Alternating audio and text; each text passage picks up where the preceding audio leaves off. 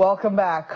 Well, while the controversy on the tax reform bills might have died down, not so the controversies trailing the launch of the autobiography written by Nigeria's former head of state, Ibrahim Babangida, which he launched here in Abuja just last week. There have been quite a number of reactions to the book from different quarters, some coming from the family of late MKO Abiola, some coming from other quarters, but many questioning why it was that the president was also a part of this book launch. Well, we have with us this morning Mr. Bayo Onanuga, who is a special advisor to the president on information and strategy, who was no stranger to some of the events that were detailed in the former heads of state autobiography. Mr. Onanuga, it's good to see you here with us in our studios. Welcome to Sunrise Daily. Thank you. Well, I'm happy to be here. Well, I'm sure that you must have been watching with very keen interest some of the feedback that has now trailed the launch of the former head of state book launch here in Abuja. Which ones have struck you the most? Well, I think what struck me most was the final admission by the former military president that MK Abiola actually won the election. And I think in the book, we also now publish the results from all the states, which clearly showed that MK Abiola won the election, clearly won the election.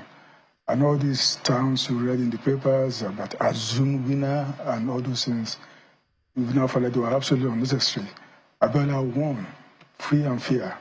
And so we're now making the admission, although coming very late, because the President Buhari had already done the needful in 2018 by, let me say, canonizing MKO, so to say, by also giving him the highest title in the land, which means he actually proclaimed him the winner of that election, although he was not sworn in as our president. But I think he already did the justice posthumously to MKO. So for Babangida to now admit 7 years after Buhari had already done the needful, to me, it appears superfluous, but at least, nonetheless, it was still a good admission that MKO Abiola won the election free and fair. Well, there are those who have been quite upset by that book launch. There are those who are even more upset by how the people who attended the book launch. I think that the former Vice President, Professor Yemi Osinbajo, tried to capture the irony of the situation in his book review. He talked about how, former Nadeko, one of the Nadeko chieftains, who is now the president, is right here with one of his former tormentors. He actually used that particular phrase. Well, I think the former vice president got it wrong. I think Babangida was not really a tormentor of President Tinubu. Don't forget that President Tinubu said in his own extempore speech that he held Babangida as something, that he was the person who actually inspired him to come into politics. When Babangida came in, he was talking about new breed politicians and so on, and Tinubu and many other people who were already technocrats or in private business and so on, all of them came out to participate in politics. That's what brought him in. And Tinubu situated, he came there to pay him that homage that he inspired him. He was elected as senator under Babangida in 1992 or so, and was there as a senator. Babangida left office in August 1993, and Tinubu was his senator. The tormenting began under General Sani Abacha, when Tinubu tried to reconvene the Senate, along with some of his colleagues in Lagos, at the whole parliament building, and then he was arrested and some other people were arrested. And at the stage he felt his life was under threat, and he had to run out of the country. As a Nadeko activist, again, Nadeko came in after Babangida left to under Sani Abacha. So I will not say Babangida was Tinubu's tormentor-in-chief. I said I even know that Tinubu and Babangida had some relationship while Babangida was in office. So it was not true. It was not his tormentor. Yeah, so while that might not be, I mean, that little detail might not be true, all of the activism that Nadeko, had to pursue would never have a reason if the elections were never annulled. So he certainly played a great role in the activism, in the rising activism that arose in the wake of the annulment of the June 12 elections. And while, yes, maybe that little detail was not true, there were a number of other details in terms of those who plotted coups, those who removed people from power, and, all of them seated around one table in the same room. That little irony you certainly cannot remove, can you? Well, you cannot remove that as well. Even former head of state, General Gowon, also had his own story to tell, and so on. The fact is this, for me, and I think for President Tinubu, is now about 30. June 12 was 1993, 32 years ago. Indeed. I think as a nation, we need to move, to forget certain things. So not to totally forget, but to forgive certain injustice in the past. Certain things we have done wrong. You cannot continue to hold grudges, hold resentment against certain people, and then say, no, we will not forget that person. No, you are not God. Onanuga is a human being, and he made his own mistakes, even though people are saying that he didn't actually apologize for annulling that election, and he tried to put the blame on General Sani Abacha. That's not there, but as far as President Tinubu is concerned, he came there because he felt, as a former leader, as a person, he's a large-hearted politician. You can see people around him, people who have done some grievances against him in the past. They come back, he embraces them, and so on. I think he came there to just show that, as far as he's concerned, he has moved on. I said, if you look at what has happened after Onanuga left office and what General Buhari did in 2018, that settled the Ebola issue. June 12 has been recognized. It's now a national holiday. President Abiola, who was the uncrowned president, everybody now remembers, and if you talk about June 12, your mind goes to that man who was the symbol of that June 12. And for me, even though Abiola was not recognized, was not installed as a leader, President Tinubu was just showing that he's large-hearted and that he has moved on. Yes, but how do the families who were hurt as a result of the activism, for the many people whose lives were disrupted, for the many people who lost family members, loved ones in that crisis, how do you think that the president can appeal to them? Do you think that it is enough for the president to just attend and say, well, I have forgiven him personally? What about them? He attended as president of Nigeria. There was a book launched by a former leader of Nigeria, and you see the galaxy of former leaders who also came. General Gowon, President Goodluck, Obasanjo, and Absalom Abubakar, they all came. If President Tinubu had not attended, I can imagine the headline that you come following the Tinubu snores of Onanuga book launch. I think he came there because, number one, he's head of state. The launch was done right there in Abuja, where Tinubu sits as president of Nigeria. So I think it owes him something to attend, to just honor him. Yeah, but you're not making reference to those who still feel very hurt by this. My own belief is this. I said I was part of that June 12. Indeed. I was also at that book launch. As a human being, I cannot continue to hold grudges against people decades, more than 3 decades after the act. I think it's time for us as a nation to move on. No, you're not going to forget, but you can forgive certain things. Look at Nelson Mandela. He was jailed for so many years and he came out of prison. He forgave those people who put him in jail, who oppressed him, and many other leaders of ANC and so on. You can see even Pope John Paul II, somebody who tried to assassinate him, he forgave him. So to me, as a human being, as maybe my own nature, I cannot hold grudges for long. I believe that all of us, even as Christians or Muslims, we have a duty to forgive those who have wronged us. And that's my appeal you You cannot unmake what was done. Can you unmake the assassination of Kudrat Abiola, for instance? The deed is done. But it's time to forgive. That's the way I see it. President Tinubu came there just and said to honor President, former military leader, not that he has forgotten what happened. In fact, he came there with a speech which he didn't read. Instead, he chose to speak extempore, because he said he wanted to speak more from the heart.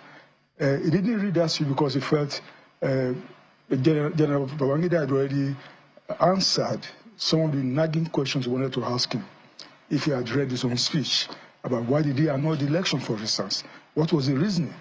But I said, Babangida may not have given very satisfactory answer to that question to Nigeria, because you can see the way people were attacking him and all kinds of things. But at least for me, the simple fact that, and for President Tinubu, the simple fact that the man admitted finally and even showed the figures that former MK Abiola won that election, to me, I think that was enough. Let's go to Lagos. I know Ayo has questions for you. Thank you, Malkwe. Mr. Onanuga, it's good to see you.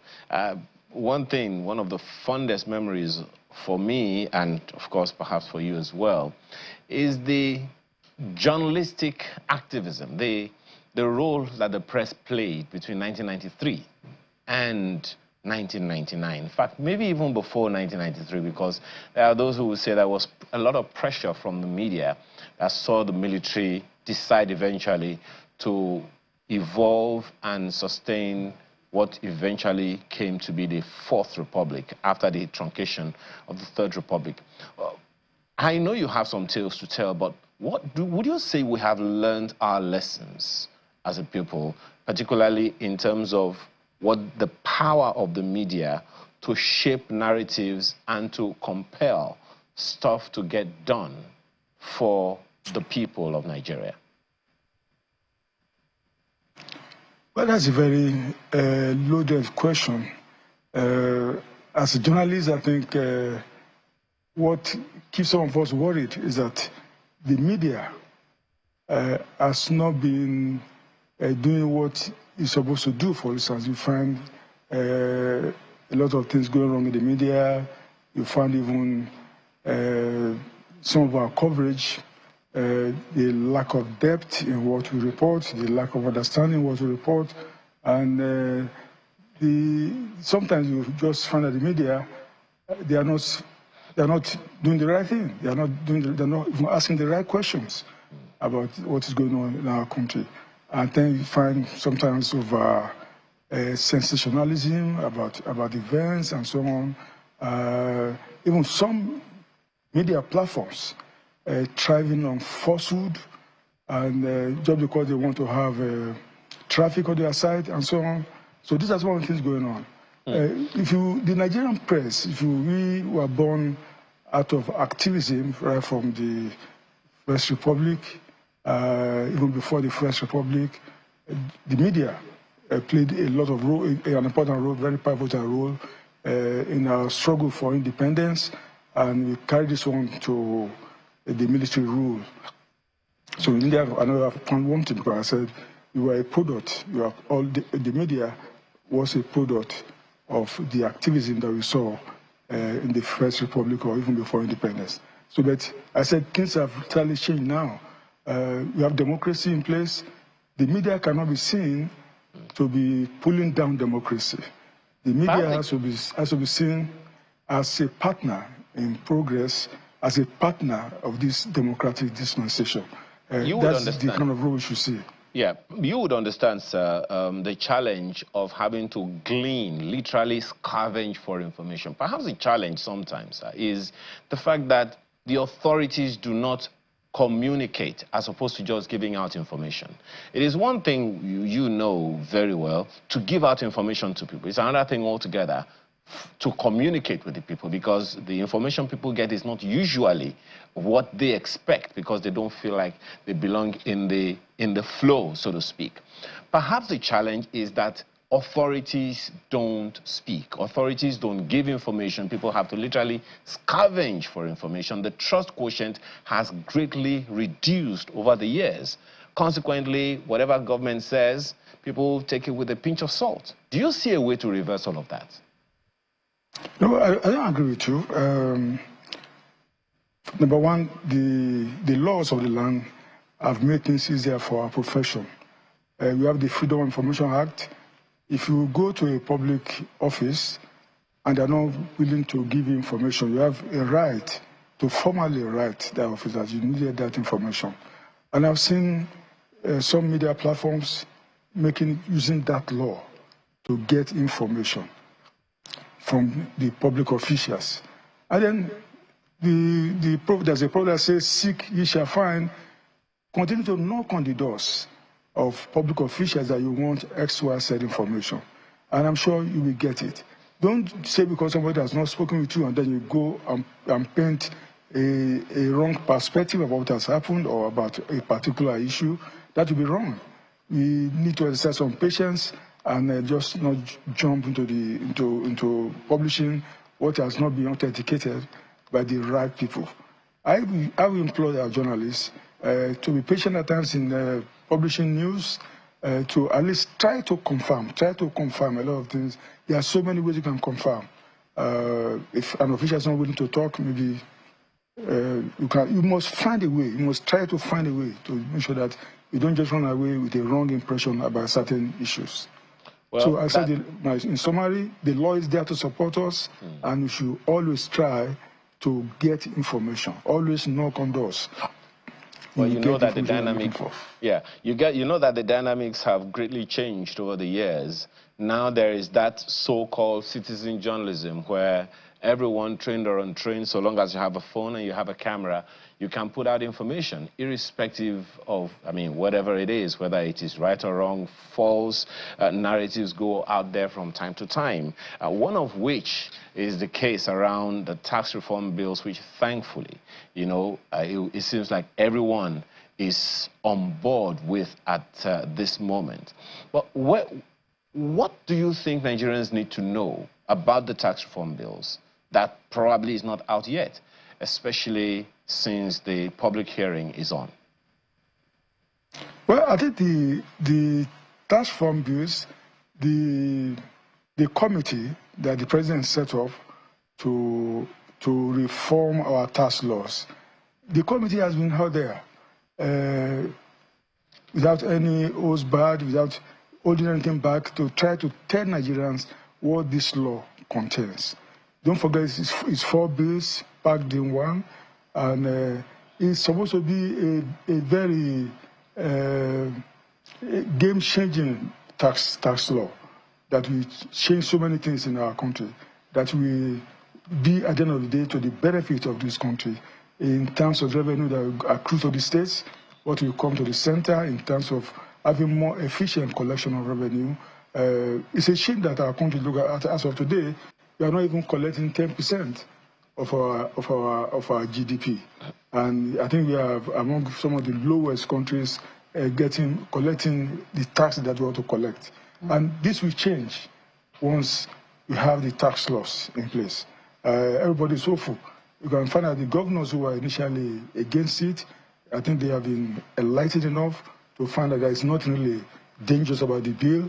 It will favor all parts of the country, all our citizens, and it will be better for all of us. This was after the adjustments were made. Yeah. Is it because the compromise we reached on VAT? No, not the compromise. It's just a matter of educating them, enlightening them about what the law contains, so that, and then when they saw everything, they saw the full picture. No, Mr. Onanuga, we understand that there was actually a readjustment of the VAT sharing formula, which was the bone of contention for the governors who were afraid that the headquarter effect was going to come in. Were it to go ahead the way the tax reform bills had proposed? The VAT is a proposal. And of course, the tax committee did not expect everything it wrote in that law. We just passed through the parliament as if the parliament is a tabula rasa or something. They expect that they should be scrutinized. So what they did, all the meetings held with the governors forum and the governors also laid their affairs. There's nothing really, they're not saying, oh, we are going to make the VAT 15%, or this distribution pattern, or the what they call the origin, I mean, where the money is coming from and so on. They are saying no. If it even favors them more, if you use MTN service in Kano or so, instead of revenue coming to Lagos, it comes to Kano. I mean, the VAT that will be charged and so on. So the committee was able to allay off council affairs so that people now saw some merit in what is being proposed. That's what is going on. Yes, while the education was done, I mean, the enlightenment was done, what I'm saying is that we saw the concrete rearrangement of VAT has now been proposed in the new tax reform bills. Wasn't that what contributed to them accepting it? Well, it may be part of it, but I'm saying that the governors, after some series of sessions with them, all the issues, all the misgivings they had, they were all trashed, and everybody came on board. Well, politics is beginning to come on board very quickly, and I'm sure that you must have seen one of the president's political allies very quickly. Looks like he's no longer an ally. What is happening with former governor of Kaduna State, Nasir El-Rufai? I mean, he's granted an interview very recently where he's talked about how he was rejected at the National Assembly, and he says that it wasn't the National Assembly that rejected him. It was the president. Well, I think as a person, I think I will pity former governor of Kaduna State, Nasir El-Rufai. Pity. It feels odd that he was not made a minister. I think it's a long time now. The ministers he came in August 2023. I think it's time for him to move on. You cannot continue to behave like a child, as if somebody stole your bread and things like that, and then you are crying over a spilt milk, as you say. It's natural for him to feel hurt. It's natural for him to feel bad that he's been excluded. And I think as the president acknowledged in the recent birthday tribute to him, Nasiru actually helped a lot in installing President Tinubu. And if he's not there, it doesn't mean that he must bring down the roof. No, but clearly something has gone wrong in their relationship. What has happened? The president hasn't had the most against Nasiru. I said Nasiru feels naturally hurt that he has been excluded. And that's why he's going about everywhere campaigning against the president and so on. It shows a man who resented being left out of the moving train, and he will not let go. But my advice to him, as a brother, as a former governor, should just appeal to him that he should forget it. He should, if he's not made a minister, he's been in public service since 1999. You think this is about him being made a minister? Do you think this is about him being made a minister?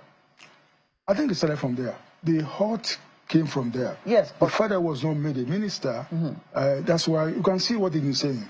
Even yesterday, in an interview with Arise TV, he made mention of this, saying that it was the president that blocked him and things like that. But clearly, he is also dissatisfied with how the government is being run, as are many Nigerians. I think that's his own opinion. Whatever opinion he has about government is personal to him. It does not. It may not. To me, it doesn't reflect reality. This government inherited a lot of problems, and if you look at the figures and everything what we are witnessing, things are getting better. We are certainly not where we were in 2023. This government, this administration, has done a lot of things to re-engineer the economy, and we are seeing the figures. We are seeing the positive figures. We are seeing inflation coming down. We are seeing our foreign exchange reserve growing. We are seeing so many positive things. We're seeing inflation coming down because inflation numbers, I mean, the GDP was rebased. We saw that. The GDP has not even been rebased. I'm not even talking about what the MBS did. The figures are coming down. What the MBS did also have a new base year for CPI, Consumer Price Index, or so they call it, and then to now say, look, this is the new figure. It does not mean that inflation has really reduced that way. What I'm saying is that if you go to the marketplace, you will find that prices are coming down. For those Nigerians who still feel who are still, struggling, what would you be saying to them? Because yes, you might be looking at the larger figures, and yes, maybe some aspects of the economy are improving, but many people are still finding it very difficult. What will you say to those people? Well, I will tell them that, for instance, a practical suggestion to them. If you are doing a job, let's say you are an office assistant and you are earning the minimum wage or something, you must try to find something else to augment your income. You cannot live on one income. The Americans have a term they call moonlighting. People work in offices or they do so many jobs and they find that one line of income cannot sustain them. They need to find something else to augment it. If you have a farmland near you, cultivate it, grow your crops and so on, so they can reduce your expenses and so on. These are some of the things I think, practical things that people can do to survive the present economy. People just have to find solutions on their own to do this. Well, I wish we had more time, to take on some of the other issues. So we have to thank you very much for sharing your thoughts with us this morning. Mr. Bayo Onanuga is a special advisor to the President on Information and Strategy. Thank you once more for coming on Sunrise Daily.